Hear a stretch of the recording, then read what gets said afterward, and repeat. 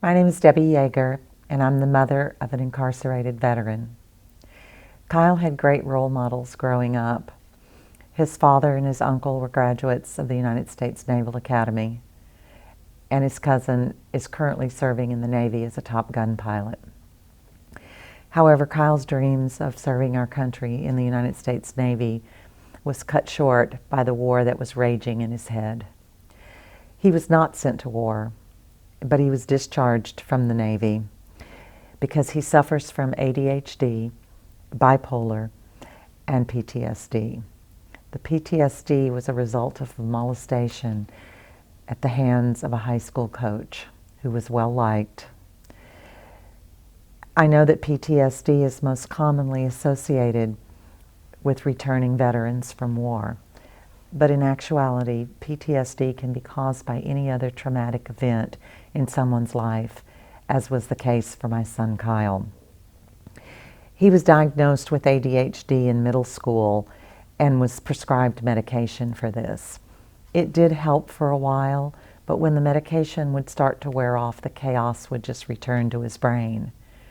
Of course, the medication that was prescribed, though it was legal, was a form of amphetamines. And just like the illegal street version, both change the chemistry in the brain, and you begin to need more and more of it to achieve the same results. So is it any surprise that a person with ADHD who decides to self-medicate chooses amphetamines to do so? However, I'd like to take a moment and give you a little bit more background on bipolar and ADHD. Imagine for just a moment that you're in a small room. You're surrounded by 20 other people in this room. They're all speaking to you. They're all telling you something different. Their voices are loud and nonstop. You have no way to escape this chaos. You can't leave the room, and the verbal assault just continues. This is exactly how our son described what was going on in his brain 24 hours a day, 7 days a week. He turned to drugs to try to quiet his mind, and that didn't work out very well for him. He's currently incarcerated for possession of drugs. The stigma that's attached to mental illness in our society today creates an environment of fear and reluctance to seek treatment. And those people that need the treatment desperately aren't willing to go and try to get it. Instead, Kyle chose to medicate, self-medicate, as do many of other people.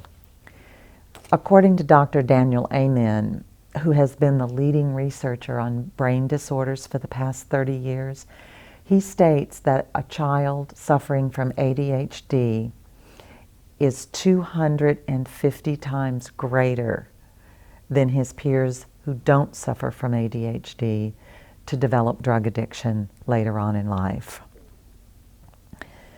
And if you add bipolar to this, imagine the increased risk that that person will have. The conditions Kyle suffers from created the perfect storm. He didn't really have a chance. Meeting Melanie Davis and learning about her progress within the prison systems and the programs that she created in helping veterans find purpose and meaning to their life, and also finding a way to forgive themselves, was the catalyst for me to speak out and open up about our son Kyle and share the struggles. These struggles were by no means Kyle's alone. We all suffered.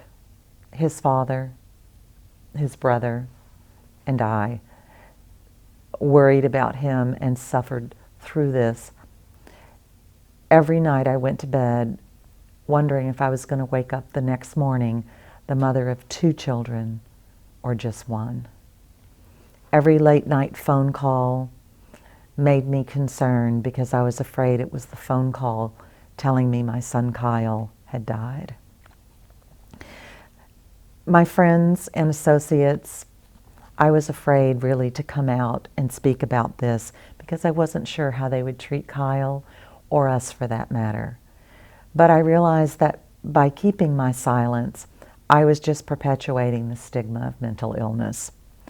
I know that this has touched other people's lives, and frequently they come to me when they hear my story and tell me about their own struggles with addiction or their loved ones who struggle with addiction, bipolar illness, or other mental illnesses, and even things that have resulted in them getting incarcerated. Mental illness doesn't discriminate.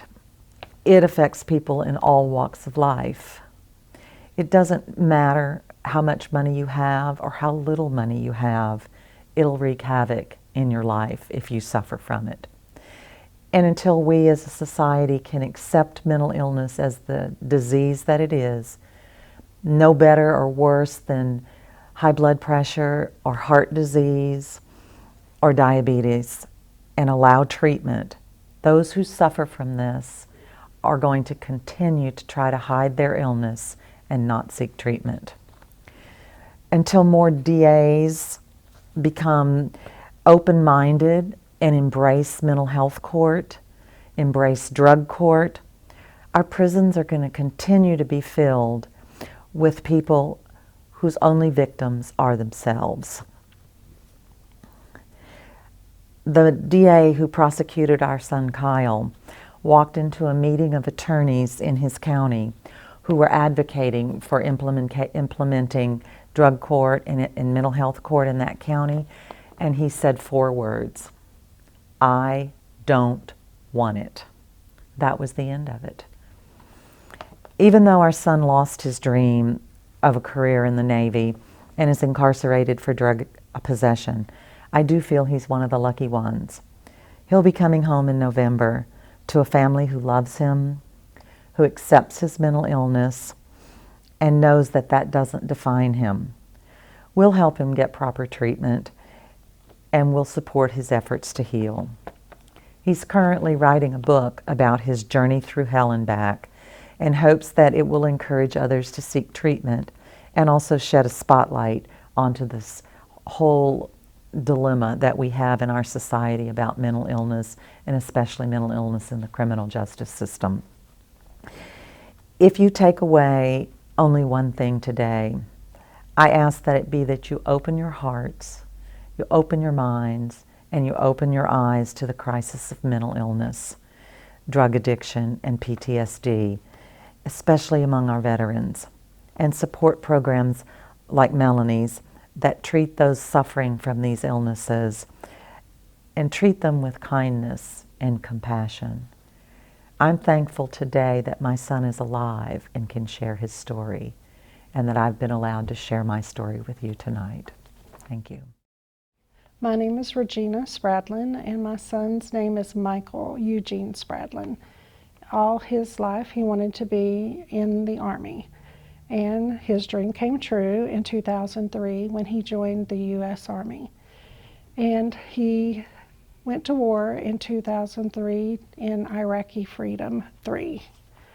And he was the child that always shared everything. I always called him an oversharer because he liked to tell his mother everything.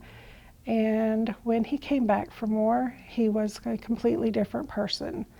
And I knew that something was not right. He had been changed. I tried to reach him, talk to him, figure out what had gone wrong, and I could not reach this boy. And in the process, his marriage started falling apart. His wife would call me and try to get him help, and we just could not figure out what had happened over there.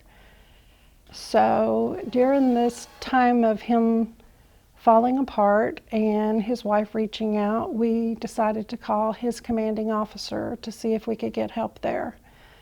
That went nowhere. He offered us no assistance, no help. He continued to spiral, and one day I got a phone call and he was reaching out for help. He was about to commit suicide. My husband and I went and picked him up in Austin and got him some help and found him a bed in a rehab facility. We needed to get insurance information, and when we called to get that, the Army told us that he is our problem. He belongs to the U.S. Army. You bring him home. We brought him home, and they evaluated him over the phone. The doctor never saw him, just talked to him over the phone, and he was put in a barracks, supposedly for 3 days, but the very next day he was back in Crosby, Texas, picking up his truck from us. That was the long one-day kind of lockdown that he had. He never received any help, any counseling, and his marriage fell apart, his life fell apart, and 6 months later he was out of the Army on an honorable discharge and left to my devices to try to find him help. The spiraling continued, and before I knew it, his life had completely fallen apart, and he is in prison and got a 20-year sentence because he dropped his son, and his son died, and he refused to fight the charges because he said, if I drop my son and my son died, it's my fault. And he got 20 years, and he has spent 11 years in prison, all because the Army refused to offer him any assistance for post-traumatic stress disorder. It has been a horrible road, but my son has a good outlook because during this time he feels like that is probably what saved his life. He met Melanie Davis during a program, the Triumph program, in prison, and called me immediately and said, Mom, you have to call this lady. You have to meet this lady. I think this might be my road to help. It has been wonderful. She is a wonderful lady. She's helped me so much to understand this program and what she has to offer. It has helped my family, helped my son. During this 11 years, he has found the Lord. I believe that he has a calling to be a minister to other fellow veterans when he comes out. I think that's what he will do. He has found art, and he uses what he's gone through his art and to channel some of his grief and some of his trauma through his art. We have no clue what all they did over there, but they did that for our country. And now that they're back, they're to their own devices, and most of them are committing suicide by the minute. And they're still committing suicide by the minute. I'm just lucky that my son's still here. And I just think that there are so many people that we could help with this program, and we just need to get the word out. He sent me home a painting that I was just mortified about because I was like, oh, that's a little different from what he's been sending home. But he told me that the painting that he sent home is how he feels with his post-traumatic stress. And then when I looked at it again, I understood the painting a little bit better. And we are going to show you that on camera. This is how he feels in his head with his post-traumatic stress. Michael found out that I was going to be a part of this program for the Triumph program, and he wanted me to record something on the phone the other night, so he has sent a message in his own words for me to play for you tonight.